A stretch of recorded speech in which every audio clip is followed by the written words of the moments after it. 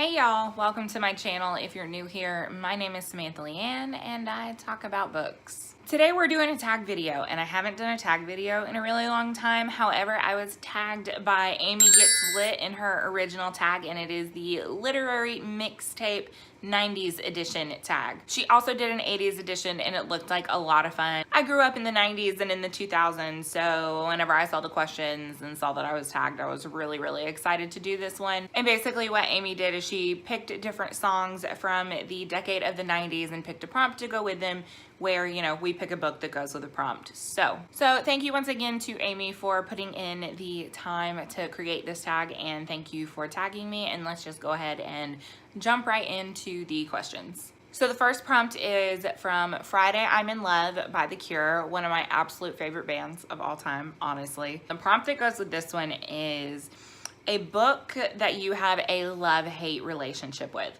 And I thought really hard about this, and I think that rather than just a book, I'm gonna go with an author. I don't know if that's cheating, but we're just gonna make it work. And that author is Clive Barker. As many of you guys know, I have read a couple of Clive Barker's, and a couple of his books have actually made like my worst of, and a couple of his books are some of my favorite books of all time. And he's just an author that I have a very polarizing view on, unfortunately. I wish that I could say that I love everything that I've read by him, but that's just not the case. He has a very distinct writing style, and sometimes his content can be a little, I don't know, it's very hard to explain, but I definitely have a love-hate relationship with him in general. So the next song is Smells Like Teen Spirit by Nirvana, and whenever I was in high school, I'm pretty sure that I had every single Nirvana album ever. And the prompt that goes with this one is your favorite coming-of-age story. So I had to think about this one for a minute because I, for some reason, like couldn't remember very many coming-of-age stories, and then I remembered that I read John Connolly's Book of Lost Things last year, and that book was so good. It actually made my best of 2018 books that I had read. I'll link that in the card up above for you if you are interested in watching that. But I really loved this book. It's about a young boy who is dealing with the death of his mother and his father moving on to a new relationship, and not only moving on to a new relationship, but he also is gaining a sibling, and, you know, really just growing up and dealing with those things and, you know, learning to not be selfish. It's a book about books and reading, and it got this wonderful dark fairy tale vibe to it that I just loved. It was a lot darker than I was expecting, but, you know, that's kind of my brand. The book overall was just really good, and it's a book that I've thought about several times since I finished it. So the next song is Criminal by Fiona Apple, and I never really got super into Fiona Apple, but I definitely knew that song because I feel like a lot of people know that song. And the prompt for that one is your favorite true crime novel, and I love true crime, okay? Like, again, very on brand for me. But I think that my favorite true crime novel that I have read up until this point is for sure Killers of the Flower Moon by David Grann. This is another book that made my best of 2018 in the nonfiction category, and it is the story of the Osage Native American murders and the birth of the FBI.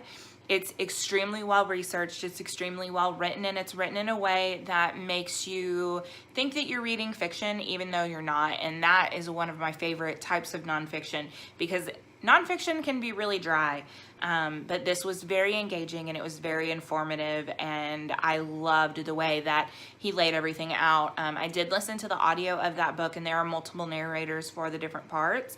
I highly recommend the audio if you have access to it. But I think that that was one of the best written true crime books that I've ever read. So the next prompt is for the song Season of the Abyss by Slayer.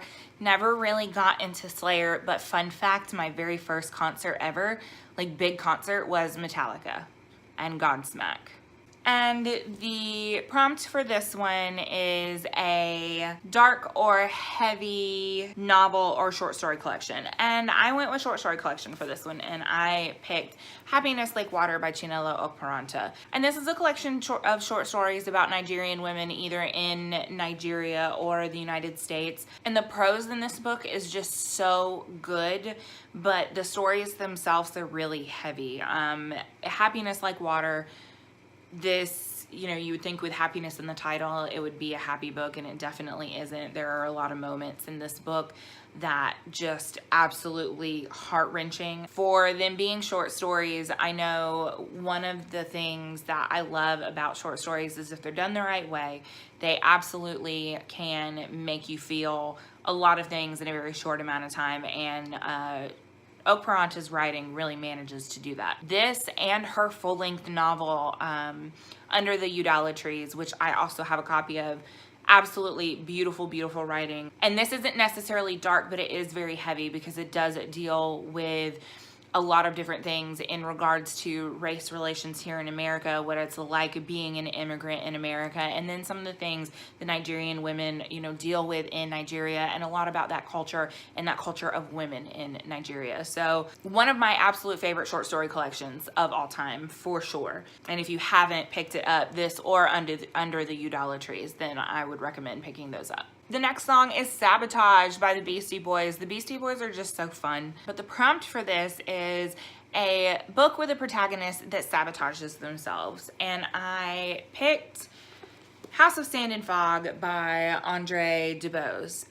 And this book, I actually just finished this like a week ago. Wow, this book is very bleak. I'm not going to talk about my full thoughts on it just because it's going to be included in my wrap up at the end of January. This is a novel about a young woman who is dealing with her husband leaving her, and the only thing that she has is this house that was left to her by her father.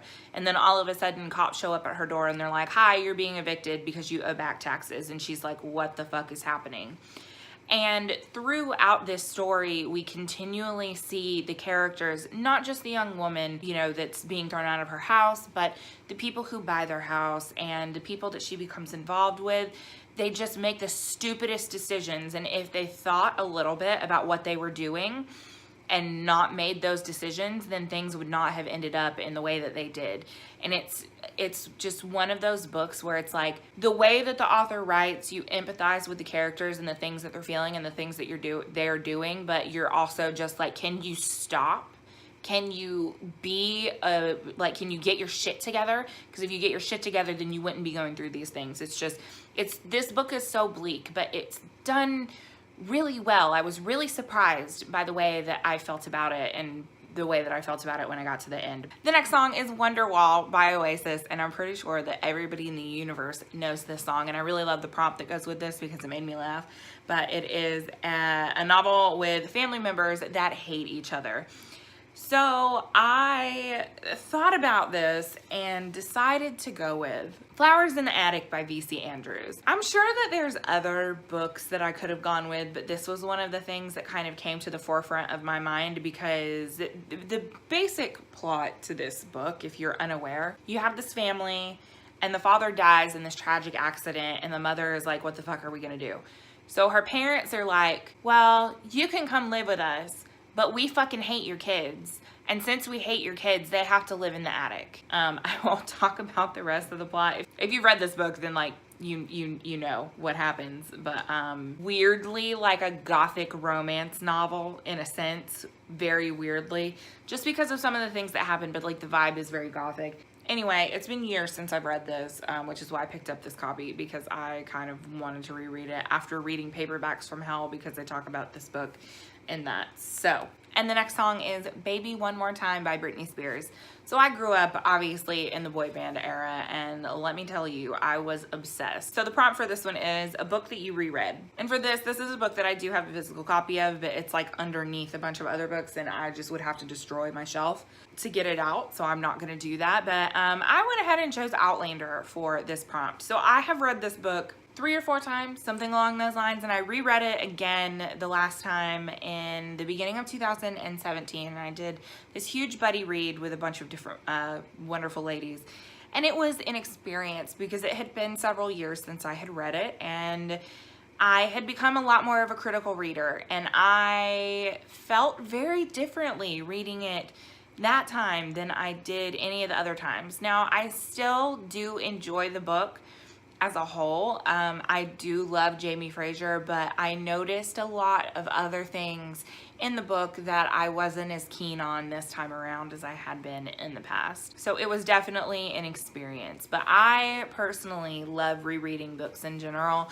I think that at different points in your life, you're gonna get different lessons and different things out of different books, and so I really enjoy rereading books, like just as a general rule. So, and the next song is Linger by the Cranberries, and I really like this one. I think I might have liked Zombie a little bit more, maybe, but I did enjoy the Cranberries. Very, very grunge. And the prompt for this one is a novel that stayed with you for a long time after you put it down. And there are a lot of books like that for me, but one that immediately comes to mind is Homegoing by Yajasi.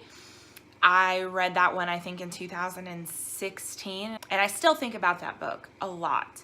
And it's a multi-generational story, and it starts off in Africa with two different sisters, and they are separated. One of them goes on to marry a white man, and the other one basically gets sold into slavery. And each of the chapters is told from a different perspective. So you start off the first chapter with one sister, and then the second chapter with the second sister, and then each of the subsequent chapters goes from descendants from each of those sisters, and the way that everything comes together in the end, and the way that it talks about colonialism, and the way that it talks about race relations in America. You know, you go from the Harlem Renaissance to rebuilding,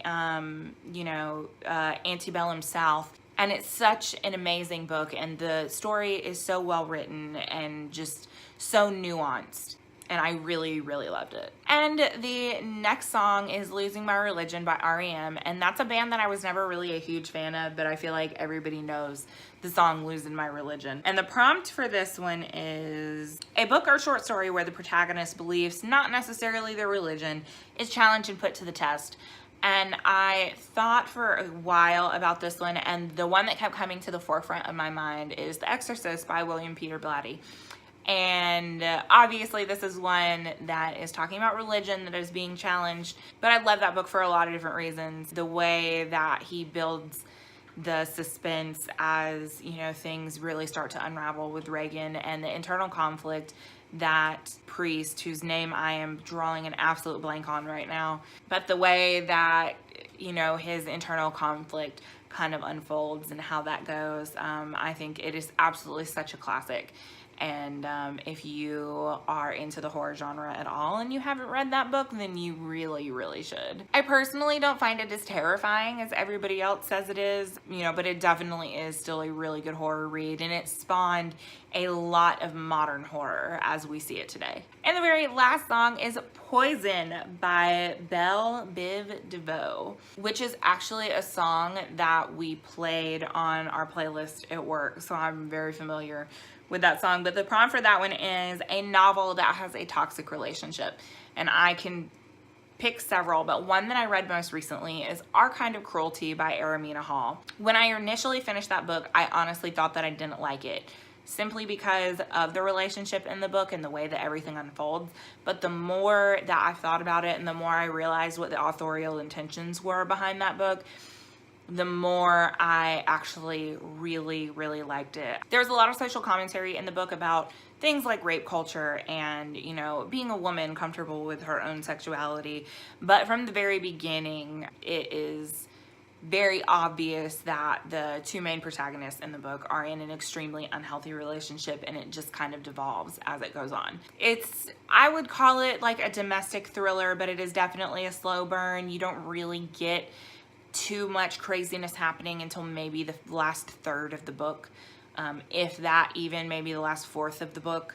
But by the time I got to the end of it, and the more that I had time to think about it, like, it was a book that I actually did enjoy, despite the really toxic relationship that is part of the book. So those are the questions. I am really bad about tagging people, so if I tag anybody, it'll probably be on Twitter, because I can't remember who all Amy has already tagged, but it's a really fun tag, and you all should do it. Thank you again to Amy for tagging me in this, and her channel and her video will be linked in the down bar below. If you guys haven't watched any of Amy's videos, you definitely should, because she is a really awesome person. As always, all of my social media links can also be found in the down bar below. If you like what you see and you want to see more, make sure you click thumbs up and hit subscribe if you have not already. Thank you guys so much for watching, and I'll see y'all next time. Bye.